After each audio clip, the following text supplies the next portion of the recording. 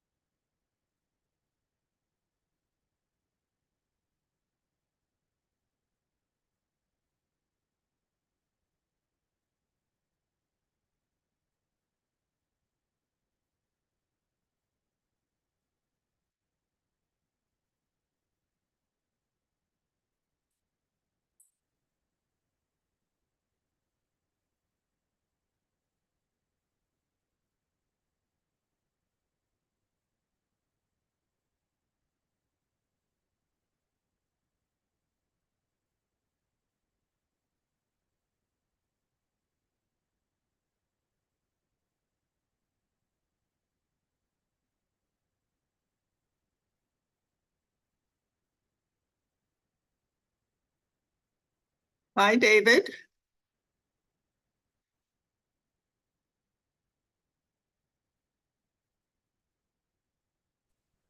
Hello, how are you? I'm good. How are you? Okay.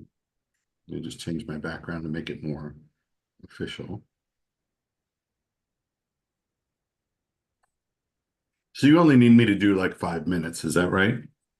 Take as long as you want. I just will start out with you, Okay. and you can take as much time as you feel is necessary, and then we'll jump into my presentation. So, Okay, well, I'll just share the web pages, okay, share information about Candid and the Foundation directory and where to get it, and then I'll just disappear. okay, that'll be fine. Yeah. You can hear me okay, can't you? Oh yeah, it's quite clear. Okay, I'm not at home and I don't have my usual sound set up, so I can't really tell how it's working. Right. Boy, today I think is a real scorcher. I haven't been outside yet. It seems like it's going to be nasty out there. Is it going to rain? I don't know if it's going to rain or not, but it was 80 degrees at 9 o'clock. So Jeez, yeah. I think it's supposed to go up to the 90s today. Well, I was at the baseball game last night and it didn't really cool down when the sun went down. It just stayed pretty much the same. Mm. I think that's probably now they're saying thunderstorms after 6 p.m. maybe. Scattered showers and thunderstorms. Mm. Yeah, it looks like it's going to be pretty hot until Saturday. Yeah, probably humid too. Yeah.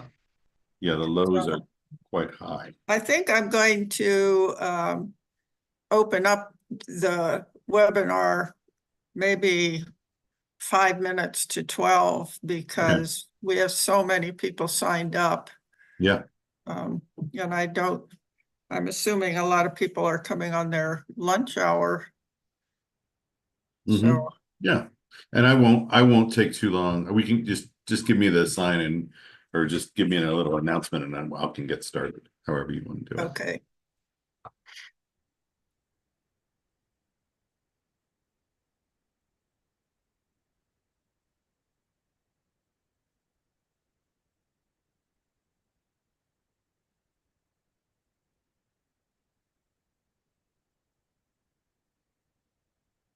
So do you handle the educational program for the entire Candid? I'm one of 4 trainers that do all the training for Candid. So Okay. and then I do all the local things. So anything that is I have grant funding to do Mhm. in-person trainings and things like that. So Do you do many in-person sessions anymore? only, I mean, we don't do them around the country unless we get contracted to do so. We generally Mhm. do everything virtually because we get more attendees and we reach further out if we do that. But I will do in-person things at libraries and Mhm. partners. So I do about 20 or 30 of those a year, and I Mhm. have a few coming up. Most Yeah, most that's things slow pretty down. much what SCORE is doing too. We found, once the pandemic was over, we started doing hybrid workshops. Yeah. And we found out most people don't want to come in person. People just So, don't like to worry about parking, and they don't want to worry about logistics, and right, this way they don't have to plan an extra hour into their day to get someplace. So it is all worked out for us. I mean, one of the big problems, as I remembered going downtown yesterday, was that parking was always, whenever there was a baseball game, it was $20 right near our right. office. Yeah, And and it's worse now. So, yeah, so why make it a struggle for people? So right. make it as Yeah. easy as possible. Well, it's certainly easier for us. We don't have to drive somewhere and set up and all that sort of thing too. Yeah, So makes it I really, don't miss like ordering lunches and setting out all the little information. You always had to have a couple of extra people too, because you need somebody to check people in and somebody to do the that's right. inspection.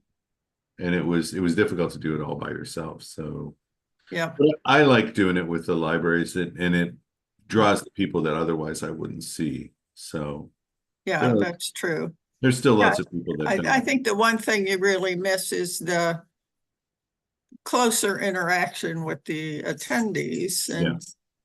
And sometimes trying to get to all their questions, like with a group like we have today, I can't see being able to Oh, no, get you to would all just their take what you questions. can, take what you can. So you just have to let them, contact you afterwards. Yeah. Yeah. Well, hopefully this makes the connections and everything. So Yeah. I hope you get a good turnout today. It looks like there's already quite a number of people that are waiting. Well, our webinars limit the size to 500, but since there were about 600 that signed up, I'm sure we won't get that many. No, So but it'll not worried about it. We'll be lucky to get a couple hundred. still a couple hundred's good. Are these But from all across the country, or are these mainly Ohio? it's our region. Our region has 7 states. Okay. So it's Ohio, Indiana, Iowa, Illinois, Michigan, Kentucky. Maybe Minnesota. That sounds like my region for Candid too. So Yeah. Excuse me just a minute.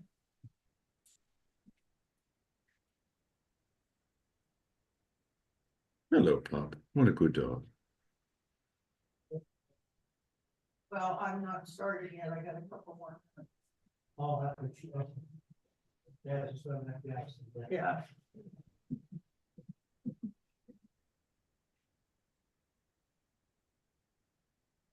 I have a couple of dogs. I can't decide whether I should put them out on the porch because it's so hot. I'm gonna hope that they're not finding something to bark about. That's all right. It adds humanity. It adds like my cat may show up. She likes when I talk. She comes over here to see what's going on, and she Right. Okay, so it's 11:55, so I'm gonna open it up and Okay. see what happens. All right.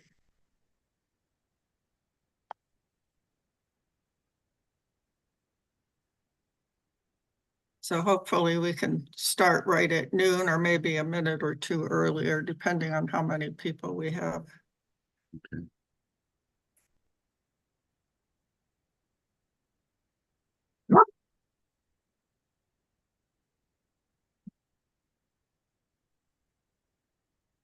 And no.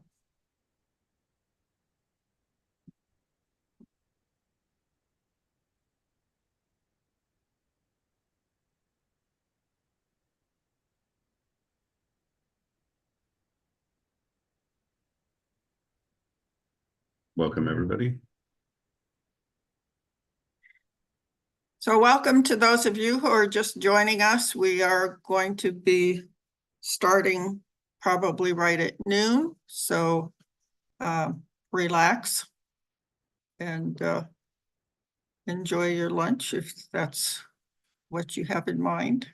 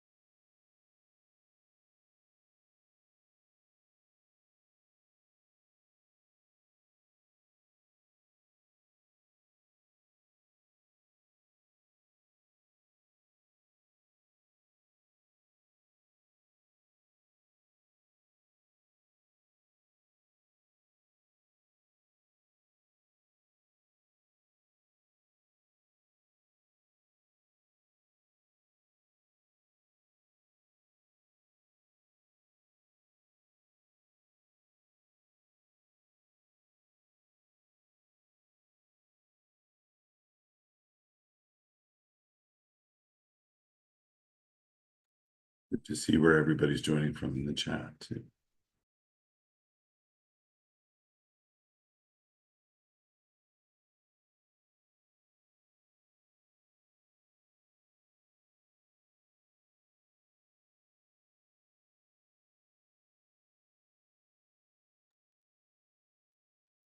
Looks like we have people from all over.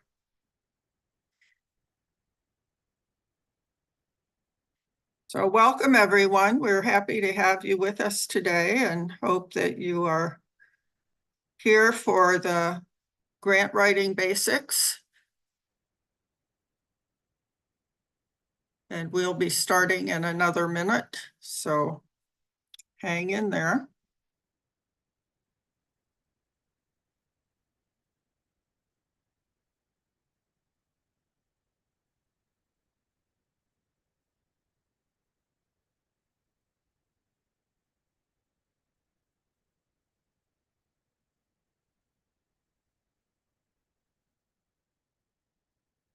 We are very fortunate today that we have David Holmes from Candid, and he's going to provide you a demonstration of their databases and a little more information about Candid. Candid is a nonprofit organization that supports nonprofit organizations in many different ways, including classes, any information that you would like about nonprofits. Candid's website, candid.org, is a great place to find them.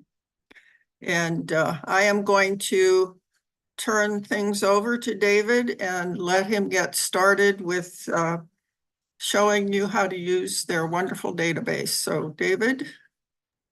Sure, thank you. And I'm just here for a little brief introduction before we get into what Anita is going to be talking to you about grant writing basics. But a lot of questions we get at Candid are about where to find grants and where to look to find grant opportunities. And so I just wanted to tell you a little bit about us and share with you some of the resources that we have. A lot of what we have is free. And even our database, which you can subscribe to, is freely available at over 1,600 locations across the country. So let me share my screen for this real brief overview here. The first thing I'm going to show you is the main Candid website, candid.org. And candid.org, I would encourage you to visit if you are looking to get additional information on how to run your nonprofit and how to work with it. Candid provides information that helps nonprofits find out where to get funding, how to manage that funding, how to fundraise, how to do any kind of nonprofit work. And on our website, if you go to candid.org, you get sort of a basic intro section, but there's a little Candid at a glance at the top here that takes you to many other different sections that have very helpful material. One of the sections I just want to tell you about is the Candid Learning section, which has classes. So free classes. Almost every class we offer is totally free. So you can see a calendar of them. You can see a list of all the different trainings. You can see all the different topics we teach in. And there's also resources here. So free information on starting a nonprofit, free information on grant proposals, sample grant proposals, and a whole bunch of free books, free ebooks that you can take out on all different subjects, and a knowledge base of information that is basically the frequently asked questions we get. One of the things we get a lot of questions about is finding grants. And for that, we have a database called Foundation Directory. And it looks like this. This is something that you would get if you subscribe to it, but I will tell you before I'm done where you can get it for free. So candid.org provides this information on all of the different grant makers throughout the world that we know about that are private grant makers. So that's private foundations and corporations that give money away and charities that give money away. They're all in this database. And you can search it a lot of different ways to find lists of grant opportunities. I'm just going to show you real briefly how it works, and then I'll tell you where you can find more information about it. But let us imagine that you were doing an arts organization. You're looking for arts funding for your organization, and you do arts and culture, and you're in, let's say, Chicago. You can type in the location that you're in and search for the different subject area or the populations that you serve and find who is giving grants for these particular things. This lists out from our database all of the grant makers who have given at least one grant for the topic that you've searched since 2003. And there's quite a number in Chicago that have done that. The ones that have given the most grants, the most in number, are near the top of the list. And each one of these on this list is a profile of a particular funder. So for example, if you wanted to apply for grants for your arts organization and you looked and you saw the Polk Brothers Foundation, you can get a profile of what they do and see where their money goes, what they fund most, how big their grants tend to be. Lots of different information on the grants they've given to the recipients that have gotten them, more detail on what their priorities are and their program areas. And finally, down near the bottom, information on how to apply to them, including how they like to be approached first. This is all information that you can get on this different funder, along with information on who runs that organization and if they happen to be on LinkedIn, where you might connect with them. Further down, you get contact information, website, phone number. A lot of foundations don't have websites, so this is a really good place to find contacts, even for the funders that are really small. And you can always email this information to yourself or download it. Now, this is a database that is not free from home. So if you go to the candid.org website and click on Foundation Directory, you'll have to log in. However, if you go to the Find Us section on candid.org, so that is candid.org/find us. This little search for Find Us is on a lot of places on the candid.org website. But you can put in your zip code and find out where there is a Candid partner near you. And as I said, we have over 1,600 partners all across the country. I just put in a zip code for Pittsburgh, and you see all the branches of the Carnegie Library of Pittsburgh, for example, are partners of ours. And you can get free access to the database I just showed you at all of those branches, at all of those locations. So I hope that you will take advantage of this and take a look at candid.org. Remember, you can get access to Foundation Directory by going to the Find Us, searching your location, and seeing where there's one near you. And that database should be able to help you find grant opportunities. If you have any questions for me, feel free to reach out. I am the Candid's Midwest representation for education. So if you want to email me, my email address is david.holmes@candid.org. So I'm going to stop sharing and turn this back over to Anita and say thank you very much. Just a couple of questions that have come in. I just want to make sure we get those answered. Candid does support nonprofits. We don't have for-profit grants. We do have webinars and information on how to begin a nonprofit. So hopefully you can find those in the Candid Learning section. And I'll turn it back over to Anita. Thank you so much. Okay, well, David, thank you so much. That's really helpful. And I hope everybody who's doing nonprofits will take advantage of it. So thank you again.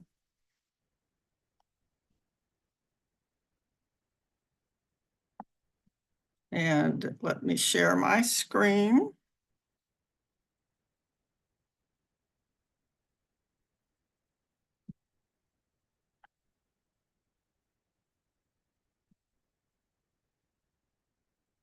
Okay, so today we're talking about grants, and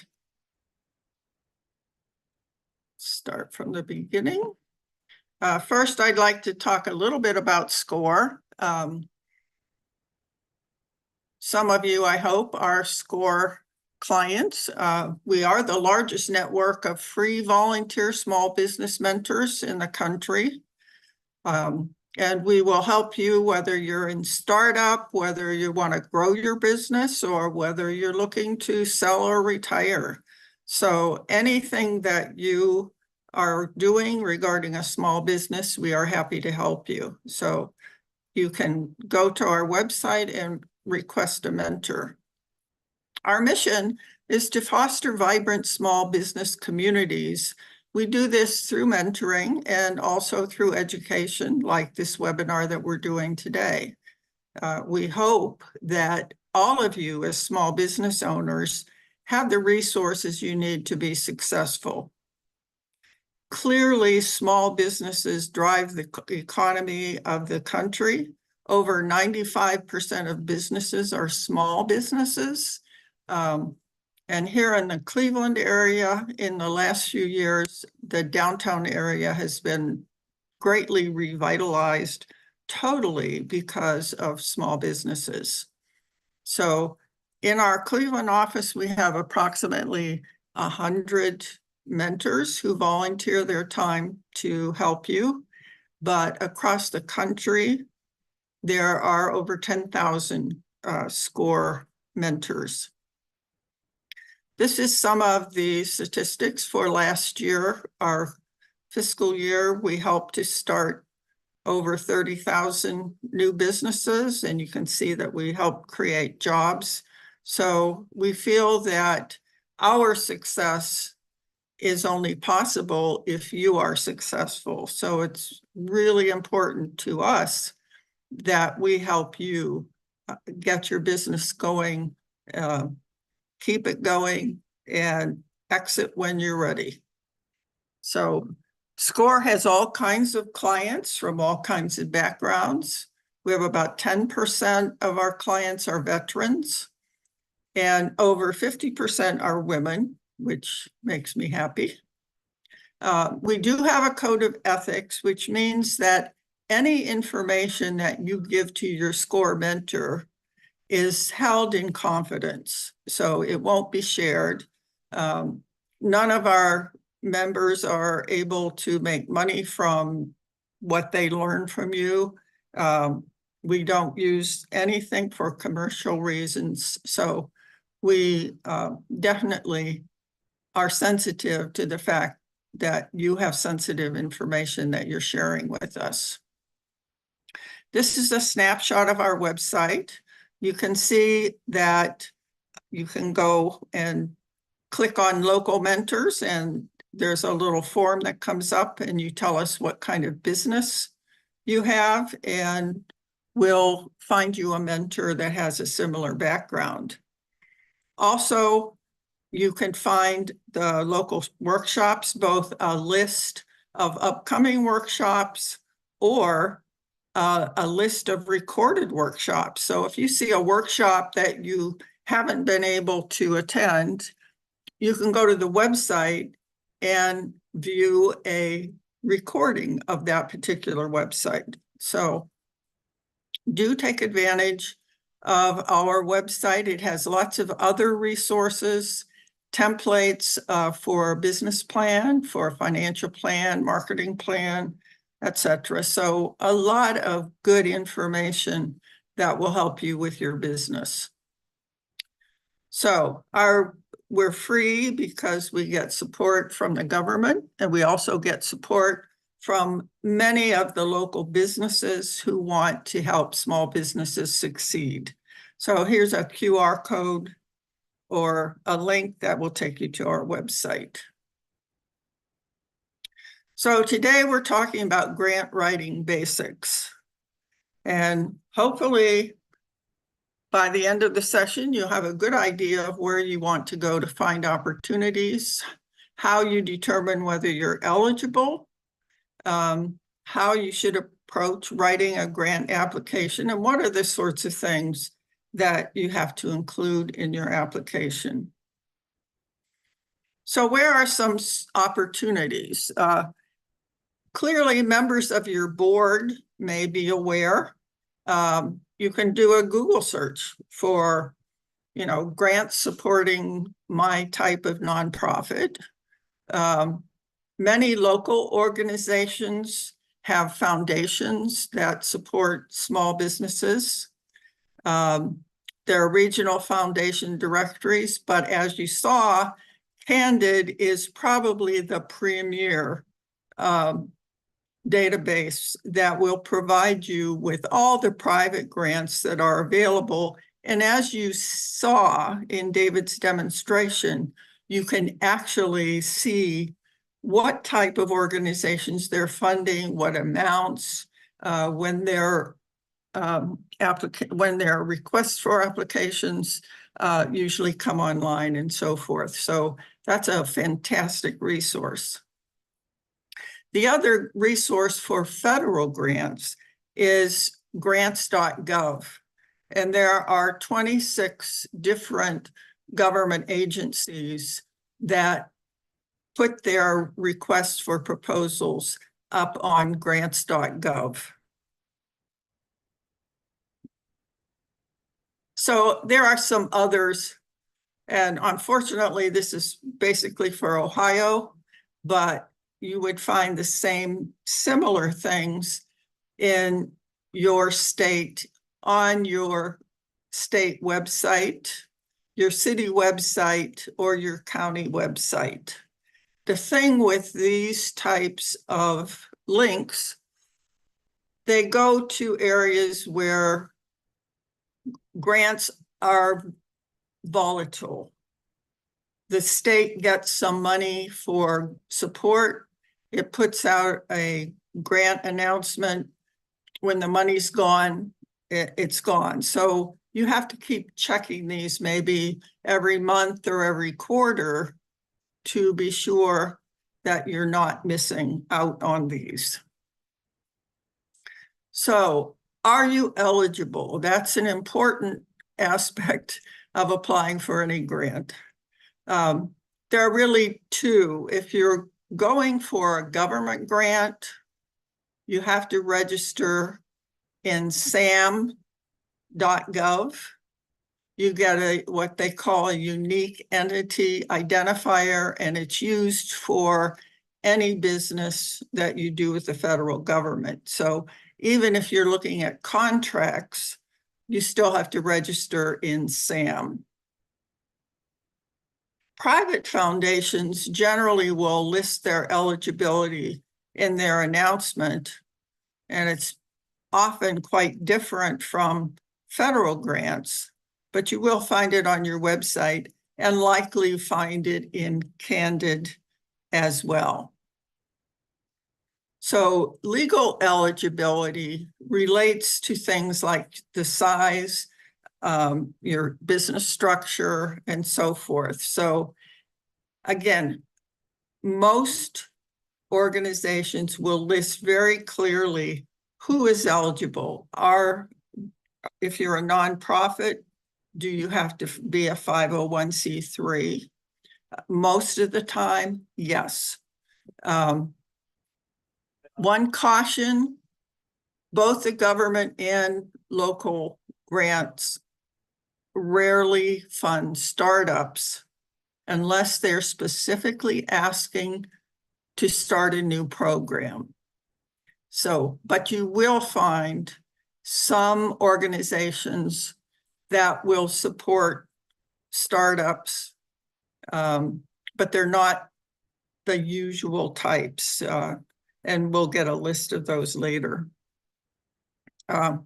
If you don't meet the eligibility requirements, you know, if you're not the right size, you're not the right structure, don't bother applying because they won't even look at your application.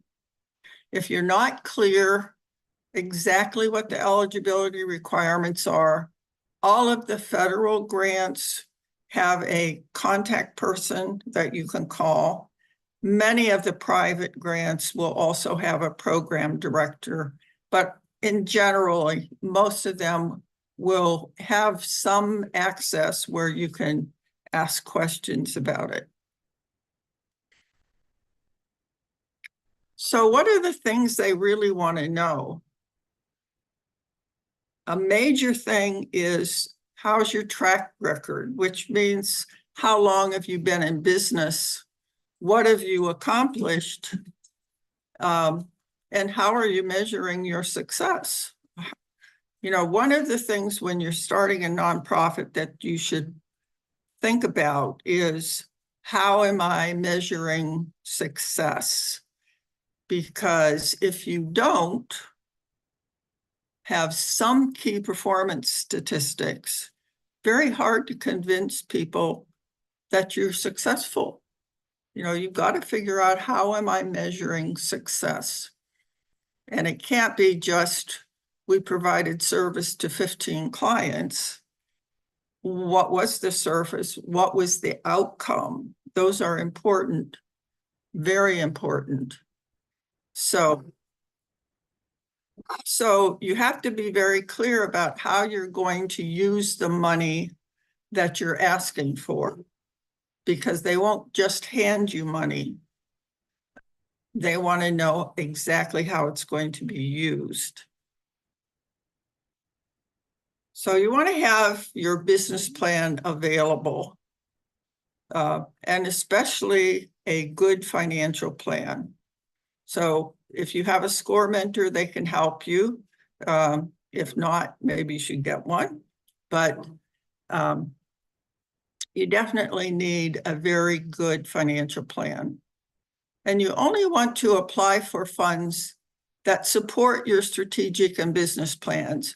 You don't want to try to change your organization to fit the requirements of the grant. That's not a good idea. You want a grant that is actually going to support the mission that you have stated in your bylaws.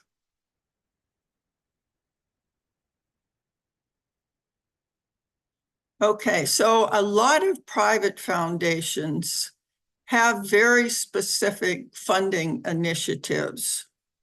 So if you go, for instance, go to Key Bank Foundation, they might say, we support education, we support small business development, we support economically disadvantaged youth. So they're usually pretty clear about general support. They also might do, instead of a grant, they might give you a charitable donation. And that the difference is that the charitable donation is a one-shot deal. You have a project, has a beginning and end, you need X number of dollars for it, so apply for a charitable donation. If you are looking for longer term, many grants will go for 2 or 3 years. Then you want to go for a grant rather than a charitable donation. So here's, for instance, one of our statements from a local resource. So our neighbors, our focus is on neighbors, education, and workforce. So they're looking, in many cases, to support these areas for disadvantaged people. They're trying to support local neighborhoods.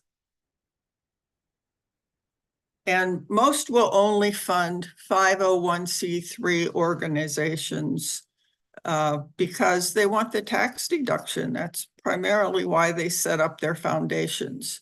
They're businesses, they're in business to make money, but they will give money away in order to get a tax deduction. So, keep that in mind. They're not nonprofits. And most of them require that an organization that they fund needs to be in their local service area. So if you're doing a grant application, the information they generally want would be your mission statement, a background summary, your operating, and these are for local foundations, not federal grants, but small private foundations as opposed to federal. They want to know if you have any members of their organization on your board. And actually, that's always a plus if you do, because it kind of gives you an in with the organization.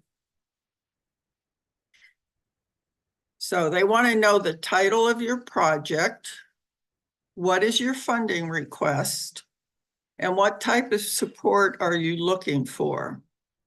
Is this for operations? Is it program specific?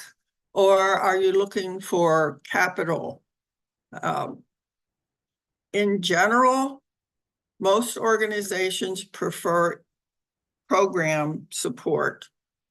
They want to know whatever service you're providing to your clients are going to be supported by their funding, that they're not paying administrative costs. However, they often will support small capital requests. If you're, say, want to replenish your or your computers, for instance, which maybe you cycle every 3 to 5 years, they might be willing to support that as far as capital. But in general, they don't like to support administrative costs. And then they want a description of your project. And a lot of times they will let you upload a description. So if you have your business plan, you can really cut and paste into these applications. They're mostly online applications. And if you have, again, if you have your business plan, it's pretty much what they're asking for, except the specific project. So they want to know, where are you providing your services? Again, many local private foundations want it to be in their service area. They want to know, how many individuals are you going to be serving? The more, the better, of course.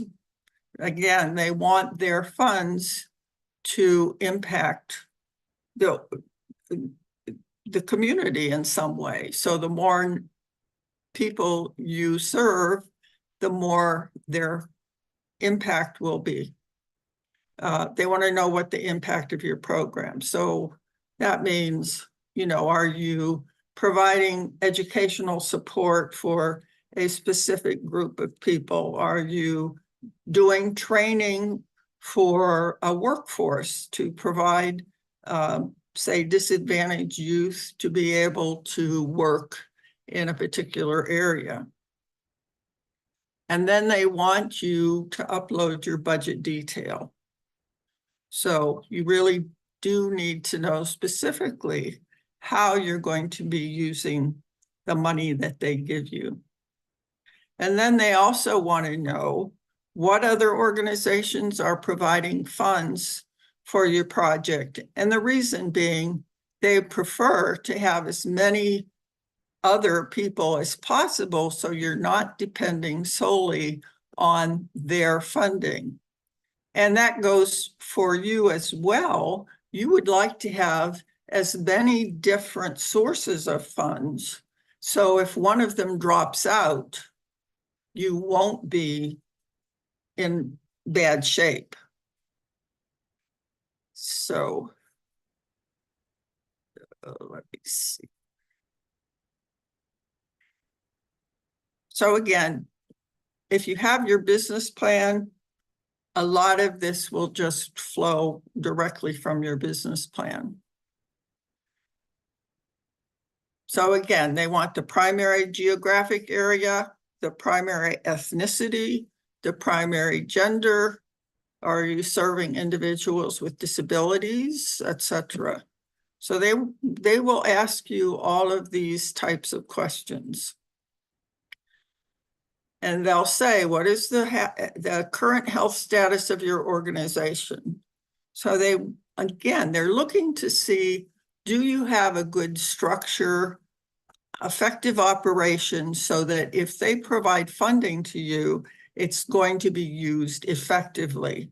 That's why they generally don't like to fund new startups, because they have no track record. They don't have, the funder doesn't have confidence that they're going to be able to effectively use the funds as they state they're going to. They also generally want to know, how have you been impacted by the pandemic? Did you have to change how you're operating? And if you have, what does that mean for your organization? And then again, I've taken these questions from some of the applications of our local foundations. So they often ask if you have a mission statement regarding DEI. If you don't, do you have plans to implement one? Do you have a strategy? Do you have an environment sustainability strategy? And what are you doing to positively impact climate change? So you're liable to run into all of these types of questions. So it's something that you should think about. If you don't have anything, you might think about, is it worthwhile for us to develop something? Or if not, what's our rationale for not doing that, so we can use that as an explanation. They also want a list of your board and your staff members, a copy of your IRS determination letter, your 990, which is your annual report, and your most recent audited financials. So those are the kinds of questions you're going to run into if you're applying for a local or regional private grant. Again, these are primarily online. You can cut and paste from your business plan. So it makes it pretty easy if you have a good business plan. Now, on the other hand, if you're looking at federal grants, the primary difference between private grants and federal grants is that private grants generally have specific areas that they will support. Federal grants, on the other hand, are looking for you to carry out a program that they have defined. So they don't want you to come up with your own program, which you do for the private grants, but they want to know, can you carry out this program that we're describing? So again, the best place to look for federal grants is grants.gov. You want to read the announcement And the announcements are generally quite long and very, very detailed. So are you eligible? So they will, again, identify if you have to be a nonprofit, how big can you be? Do you have to be affiliated with the university? Or, you know, they give you a very detailed description of who is eligible, and they sometimes will give you a list of who's not eligible. So they're pretty detailed. Then they describe what program they want to have carried out. And then the question you have to ask for your organization, can we do this program? You know, when you think about it, it might be related to what you're doing, but not exactly. And that might mean that you would have to hire new people. You'd have to develop new programs. You might have to do training. So there's a lot of questions that come up when you're looking to see, can you accomplish the program that is described in the announcement? And then, is it worth your effort? You know, when you think about what you have to commit to the grant project, maybe it's more than your organization can handle, or maybe it just isn't quite the right time or the right fit. Or in the end, you might say, let's go for it. So the other question, do you have the fiscal infrastructure to meet the financial reporting requirements? Again, government grants require periodic, detailed description of where you are. Even if the grant is 2, 3, or 5 years, you have to do an annual report describing exactly what you've accomplished during that first year or second year. And if they don't like what they read, they'll come back to you with questions. They might actually terminate before the 5-year or 3-year, 2-year period if they feel that you're not accomplishing what they want done for this project. So again, in general, if you're a relatively small and new nonprofit, it's a real challenge to get a government grant. They're very competitive, which is not to say that you shouldn't apply. I often recommend to my clients to start with a local or regional private foundation, get a little experience working with those which are not as detailed and stringent as far as reporting, and then move towards government grants. So again, for government grants, you want to describe how you're going to implement the project. And again, how are you going to measure the quality of your work? What are your key performance indicators? What goals of the funding agency does the project fulfill? And then can you meet the deadline? Sometimes the announcement comes out and you don't catch it right away, and it takes a lot of time to put together a response to a government grant. One of the things they will tell you is whether or not they require a letter of intent. Now, the rationale for that is, for most organizations, they want to know how many applications they're going to get. And particularly for the federal grants, they want to know because that will give them a good idea how big the study committee needs to be to do the evaluations of the grants. On the other hand, particularly with some private grants, they want a letter of intent, and then they will ask you to submit an application if they're happy with what you've stated in the letter of intent.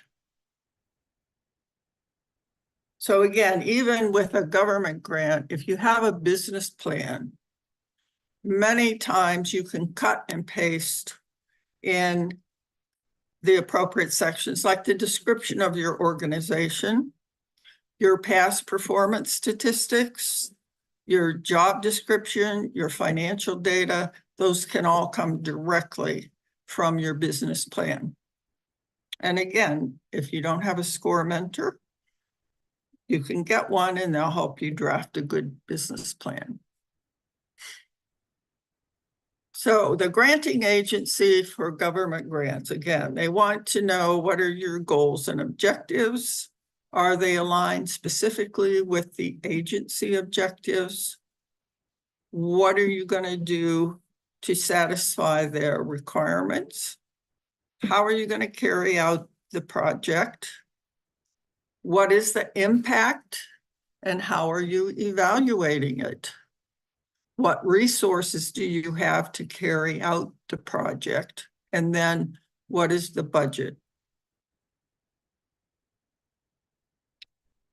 So if you're applying for a government grant, you want to outline the objectives of your proposal to align with those of the agency that is offering the grant.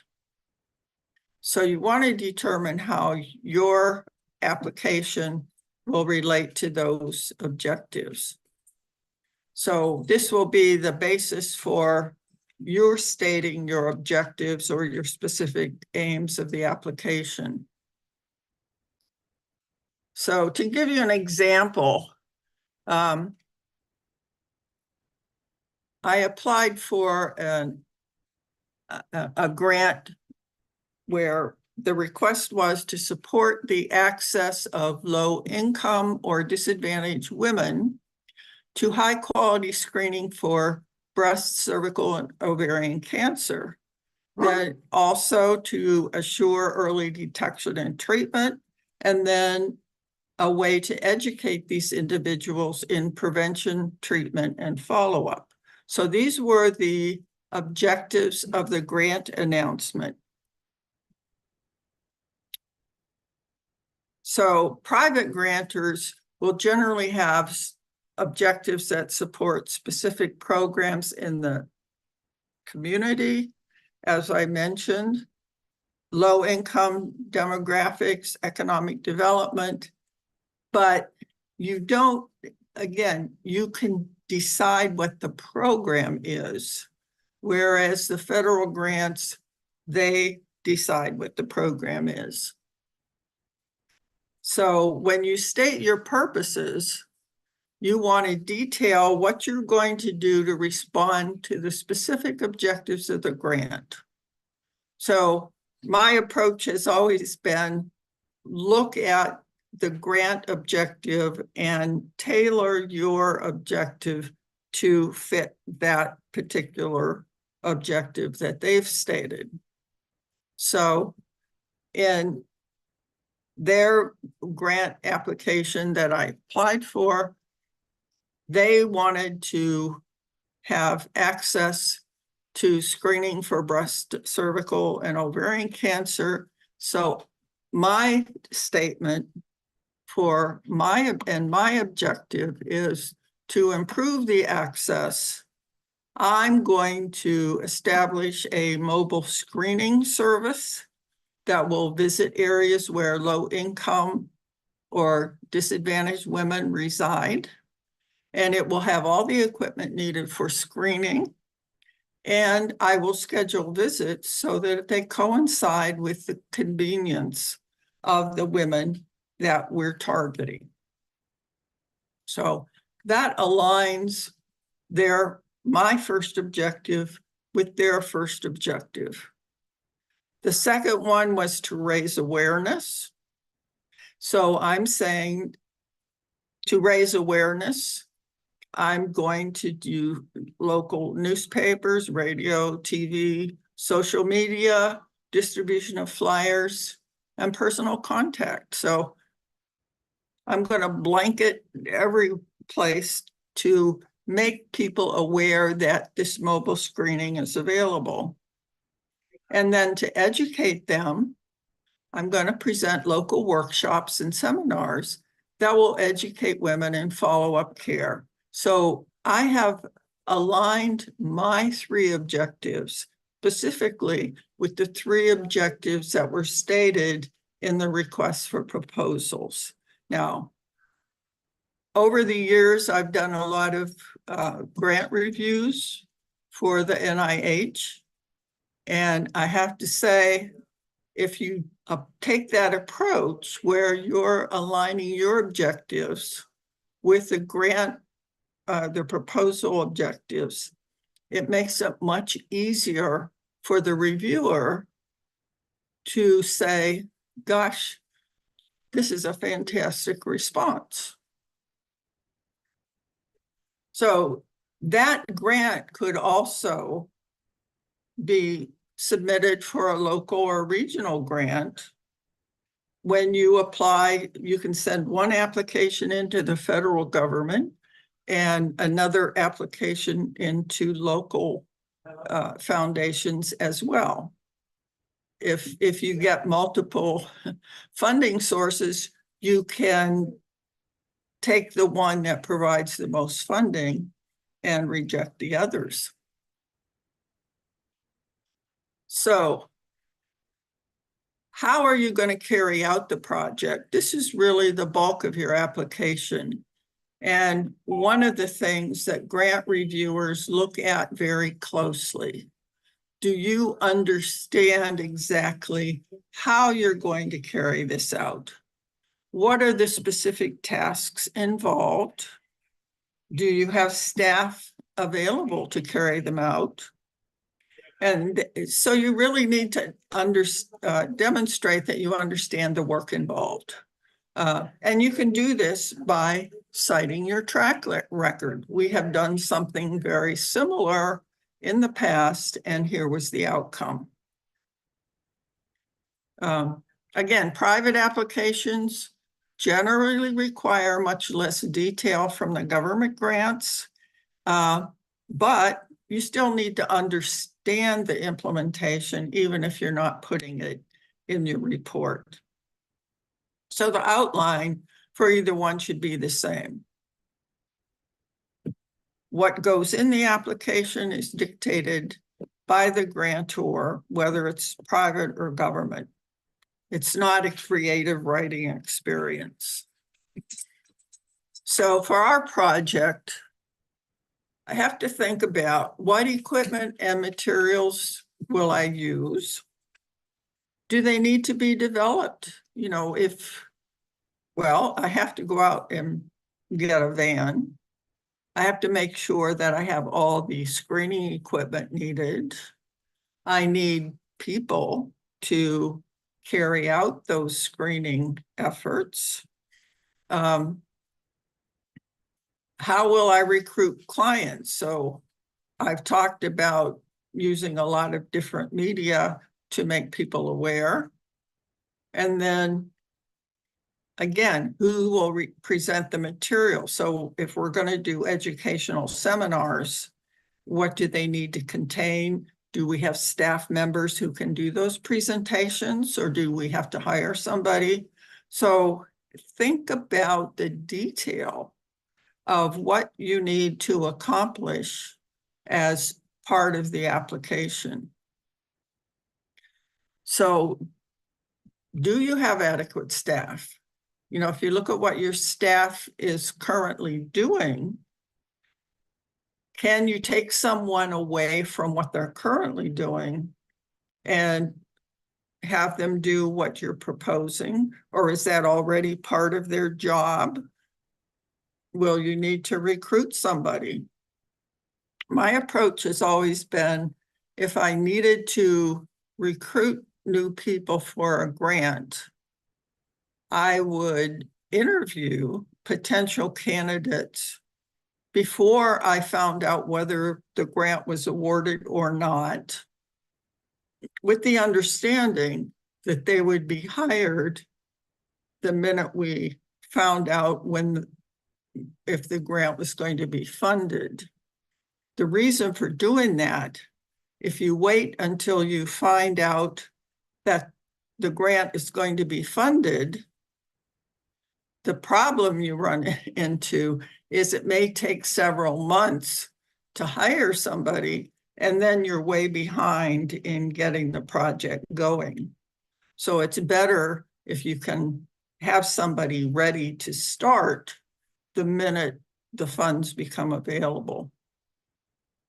And then if you have to do training, do you have space, equipment, people? Is there cost involved? So again, a lot of questions as you go through, how are you doing the implementation of the project? And when will the project be complete? Are you going to be able to do it within the time frame of the award? If not, how are you going to fund it once the grant money runs out? And that's an important question for the reviewers who are looking at it and saying, there's no way that they can complete this project in the year or 2 years funding that we're giving them. But while they've stated that they have other resources to fund it after the project ends, so that's a good thing, or they're applying for additional funding. So you want to make sure that you make it clear that once the project funding ends, if the project is going to continue, that you are already applying for additional funding, or that you have another source that will keep it going. And then again, it's always critical to figure out, how do you measure success?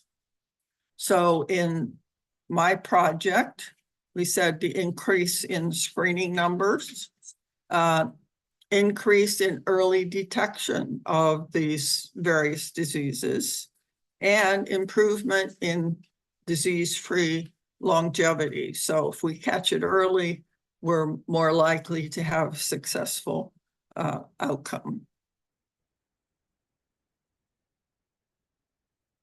Again, budgeting is critical no matter what type of grant you are asking for. You need to know what you're going to use the money for, and make sure that you've included all of your costs. So to prepare a budget, you want to list all of the people who are going to be involved. You know, if you have a staff member who's full-time and you're going to take some piece of their time away from their current job to work on this one, you want to say, you know, 25% of their time is going to be allocated. Make sure that you include not only the salary, but the benefits. Make sure that you include salary increases if it's a multi-year project. The easiest way to justify the budget is to use the job description. For this project, this person is going to do whatever their job description is. You want to list all of the equipment and supplies that are going to be utilized. Again, you may have to buy new equipment. You definitely will use renewable supplies. You want to list any costs for the facilities. Are you renting or leasing a space? Maybe you have to increase space to carry out the project. So again, make sure you include that. Will you have to travel if it's, again, a multi-site project? you want to include mileage, hotel, meals, etc. And maintenance costs. So you want utilities, if you have maintenance agreements on your equipment, all of those things. Because again, you don't want to sell yourself short and end up with less funding than you need. Again, almost always you have to provide some sort of a justification for the budget. And specifically with government grants, you have to be very detailed. So again, I use job descriptions. I think it's the easiest way to support what people are going to do. And this is just an example of what I might submit for the project that I'm doing. I have John Doe as the project leader. He'll procure all the necessary equipment and supplies, hire personnel, determine the areas to be covered, establish the schedules, etc. And Ms. Smith will be responsible for managing the van screening process. So she'll manage the technicians and other personnel and monitor the work output. So she'll make sure that the clients understand the results. So this is a pretty good justification. Now, Jane Smith is only working 9 months of the year. So we prorate the salary. So should you use a grant writer? Again, they can be an asset because they've had experience writing applications. However, they may not know enough about your organization. They're expensive and you're not allowed to put that in your application as an expense. And if you have a business plan, a lot of it can be cut and paste except for the specific project details. But if you hire a grant writer, you got to remember that you're responsible, and anything they put in the proposal has to be carried out as it's promised in the proposal. So you want to make sure if you use a grant writer that they truly understand what you're capable of and what you're going to do. Sometimes they can make your story more compelling. Again, you want in some ways to, again, have an emotional component about what you're doing. But it's got to be based on your business plan. One thing you want to be sure is run it through a grammar and spelling check. Make sure your budget figures have been checked. So these are all things that maybe a grant writer can do for you. And make sure that the application conforms to the formatting and length, et cetera, that are required by the agency. So in-house proposals can certainly be successful. Every organization that I've worked for that have submitted grants, we have written them all ourselves, and we've been very successful doing that. Partially because the staff knows the organization. They know what the detail needs to be to carry out specific parts of the project. They know the skill set of the available staff, so they know whether these people can actually do the job or not. And they also know what are your key performance indicators. On the other hand, it does take time for your staff to work on these things, so it takes them away from their routine work.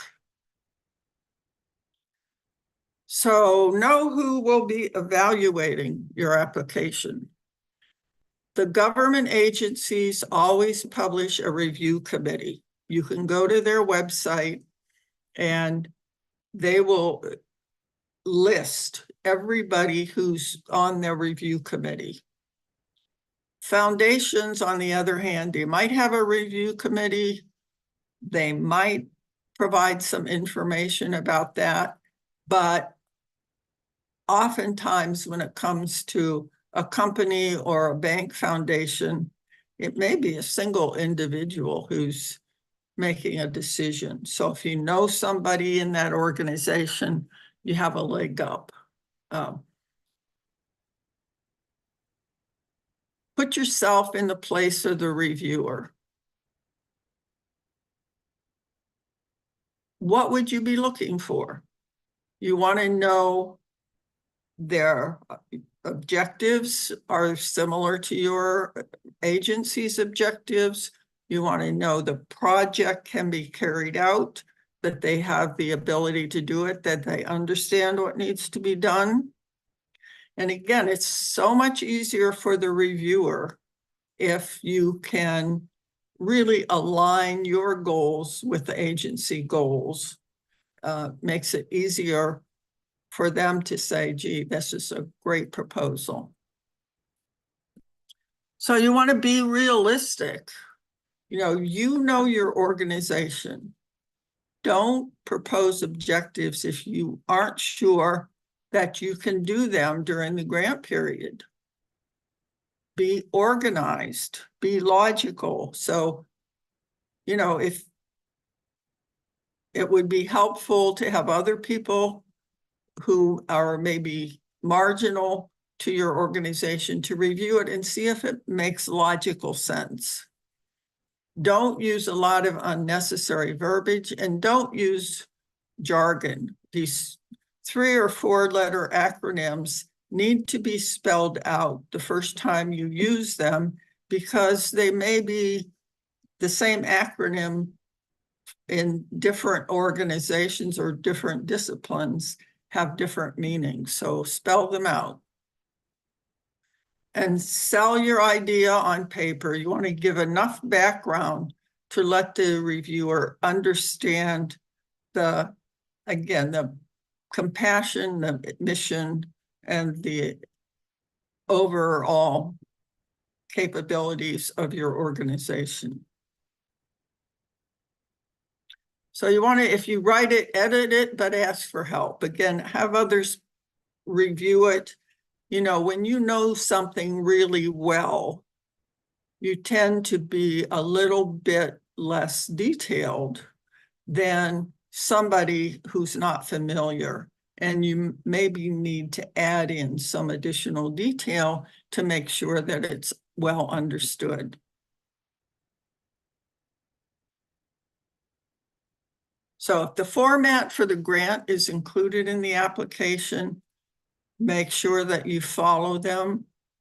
If there's a page limit, make sure you follow that. If you have to, again, include budgets, determination letters, make sure that you upload all of them and work on meeting or exceeding the deadline. Again, if you submit it after the deadline, it won't even be looked at. So if you have questions, contact the program director. In general, they really are very helpful. They want to assist you in submitting an application. So again, be accurate.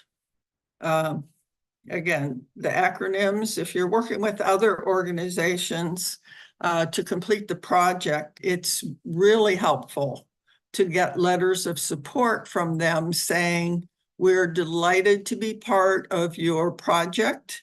Here's what we are contributing. And then have your application reviewed by your board or your staff or both before you submit it. So here's really how the grant cycle works. The program announcement is developed by the agency. They decide what are their specific objectives, what are the eligibility, the deadlines, when the review's going to be done, and when the awards will be published. So they start out by announcing, publishing the announcement. They give you a deadline for the application. They then announce the awards, and oftentimes the funding then will be initiated almost immediately after the awards are announced. But in the case of the federal government, they may be delayed depending on congressional allocations. So the time frame for government, from the time you submit an application to the time that the awards are announced, is generally 10 months. It's a very long time, but again, they have a study committee. They disperse the applications to the members of the study committee, who then have a period of time to do the reviews. They send in their reviews electronically, and then they generally will meet and resolve any discrepancies among the various reviewers regarding the scoring. And then it goes to the funding people to decide how many applications are going to be funded. And generally the way it works, again, with government grants, they prioritize by score, and they go down the list, and they fund every application that they can till they run out of money. So you might have a good application, but maybe not quite good enough to be funded, which suggests that maybe for the next cycle, you might want to submit it again, and hope that it'll get a slightly better score. Now, the government will send you a response telling you what the reviewers found were not up to snuff, or why they scored less than perfect. And they will give you suggestions on how to improve your score. Private grants, on the other hand, might be awarded within 30 to 60 days of when the application is submitted. So it's a much faster project because they don't have the elaborate review process that the government has. So the criteria, and these are criteria by the government, and some of the private organizations use them as well. But here are the criteria that they use. Significance. Does the project address an important problem or eliminate a significant barrier? The investigators. Do the individuals have appropriate education, training, and experience? This is a very important one. Innovation. Does the project bring anything new to change the outlook of the problem? Does the approach seem appropriate for the project? And does the environment provide support? So the project that I was suggesting, using a van and screening and so forth, would be within the confines of a medical center, which would give a lot of support in making sure that that project was successful. So don't be discouraged if your grant isn't approved the first time.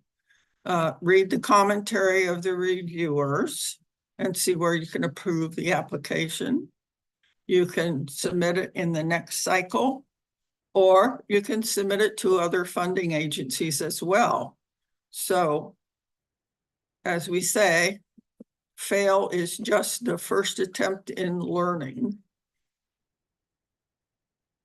So I know there was a question about SBIR grants. They're the Small Business Innovative Research Grants. In general, those are pretty difficult and generally given to a specific project or product to help develop it and commercialize it. So if you're a small nonprofit and you link up with a for-profit that has the skills to help you develop and commercialize your project, then you could probably qualify for an SBIR grant. It usually comes in 2 phases. The first is developmental, and then if that's successful, they give you the second for commercialization. So let me take a look here and see what we have as far as questions.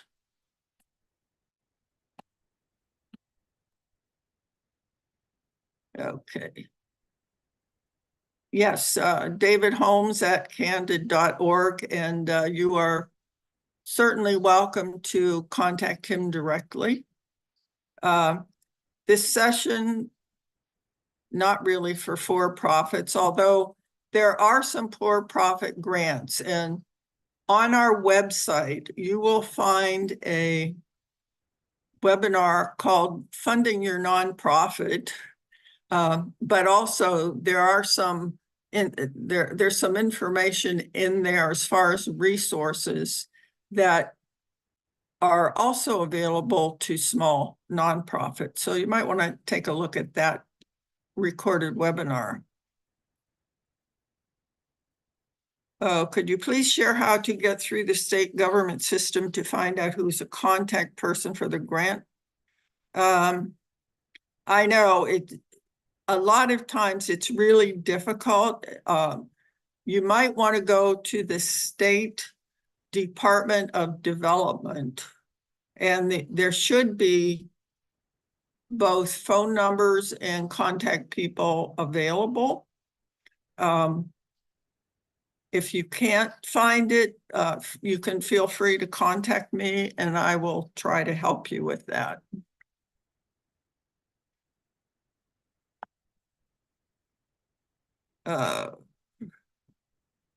Let me see. You will be getting, again, a copy of the slides and a link to the recording. Again, and any links in the slides would be live.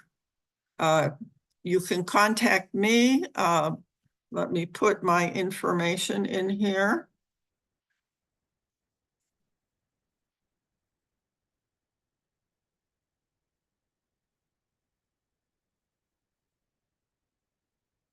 So that's Anita Kayat at scorevolunteer.org. Again, feel free to email me. I'd be happy to answer any questions that you have. Yes, you can contact me. Let's see, anything else? I think we've pretty much covered what's let me see if I'm having a little trouble here with my computer. Anyway, I appreciate your interest in attending our webinar. I hope you found it helpful and would appreciate can grant writers be compensated by a percentage of what they bring in? That's a good question. I don't know a single grant writer who would be willing to do that, just simply because there's no guarantee that you're going to be funded and they're not willing to work for nothing. So the answer to that is pretty much no. So I think we've got everything I can see right offhand. So again, thank you very much. There will be a survey that comes out, and please give us feedback. We'd also be interested in finding out what other kinds of things you'd be interested in. We do have a whole series on nonprofits, including starting a nonprofit, funding your nonprofit, and building capacity. You can find recordings of all of those on our website. It's the SCORE Cleveland website. So again, thank you for your attendance and enjoy the rest of your day.